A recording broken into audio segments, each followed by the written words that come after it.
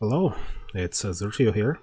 In 2 months I will be busy with other commitments, so I will be retiring from competitive Langrisser soon enough.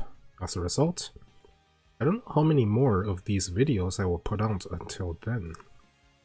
It would be nice if I had a dedicated student to coach though, one that has the resources and dedication to be the best.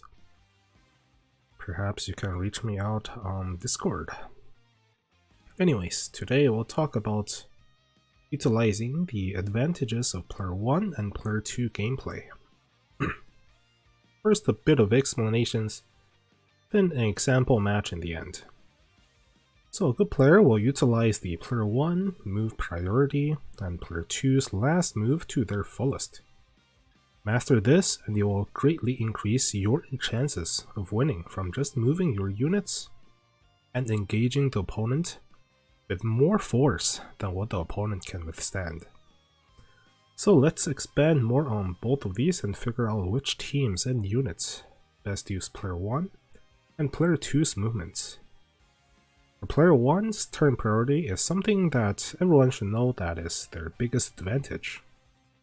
Units that can be the scariest for them are the ones that are threatening to one-shot units either for free or for a trade.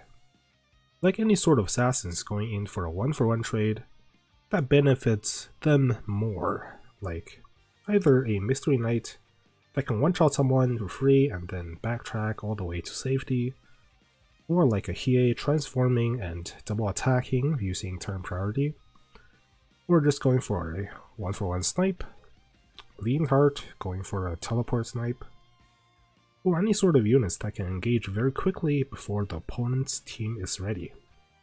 So units best at this are those that can increase the rest of the team's mobility, like Estelle, Luna, Iris, Imelda, and they combo with those long-ranged attackers like Aoes and any other follow-up Aoes, as well as those single target strikers with act again effects. After you get a snipe on a unit that has not moved yet from Player 2, you give up turn priority but can then use act again from Liana and Wiler to double move and continue the attack. Okay, so now let's take a look at this match here. So the only unit you have to take a look at here is this Leonhardt. This is turn 1.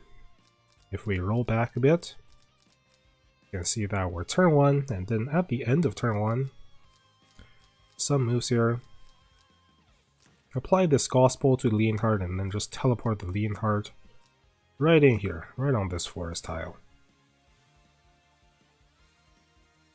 This Leonhardt have fusion, detect, and the teleport skill. So teleport him in, and using the Player 1 turn priority, we're just going to get the snipe on some of these units here.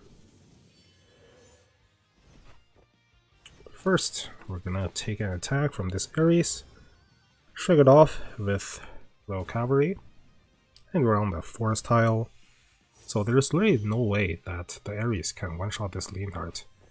Possibly with single target skill you can, if you dispel the teleport that reduces damage taken.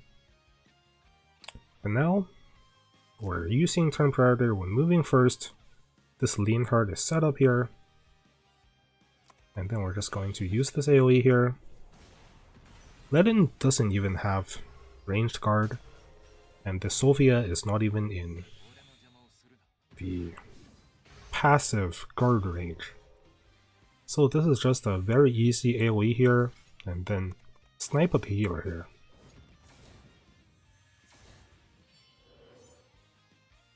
So as simple as that, you trade 1 for 1, and hopefully your remaining 4 units can finish off the opponent's remaining 4 units. So that's the benefits of Player 1 using turn priority to your advantage. Now let's talk about Player 2. Player 2 has the last move potential that combos with Act Again, something that everyone should know since Season 1. but their strength lies in their ability to last move a devastating attack. Either single target or AoE, but a lot stronger with AoE.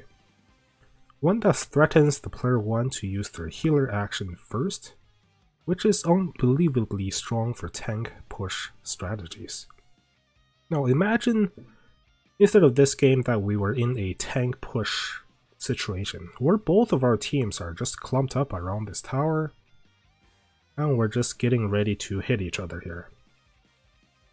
Now imagine player 2 engages this fight first, and this player 2 just last moves disposal and gets a black hole on everybody. So what should happen is the black hole gets a lot of nasty debuffs. We start the new turn where both players have 5 units available, but the debuff is so threatening that you're kind of forcing the player 1 here to use their healer action, one of their healer actions. If it turns out that the player 1 only have one healer action available, and they're forced to use it at the start of the turn, what happens is you now have follow-ups, like your second AoE. You can drop the Earthquake afterwards, and then there's no more follow-up healing, and then you can follow up with like Ares AoE, and then hopefully that will overwhelm your opponent with massive damage. So it's like as if you had 6 actions available versus the first player's 5. To do this effectively, you have to be in a tank push situation, and you also have to last move a good threat that can engage last. But of course, you also have to watch out for any sort of plays like this Leonhardt that the player 1 can do just because of turn priority. Alright, hope that was helpful for somebody. Take care until next time.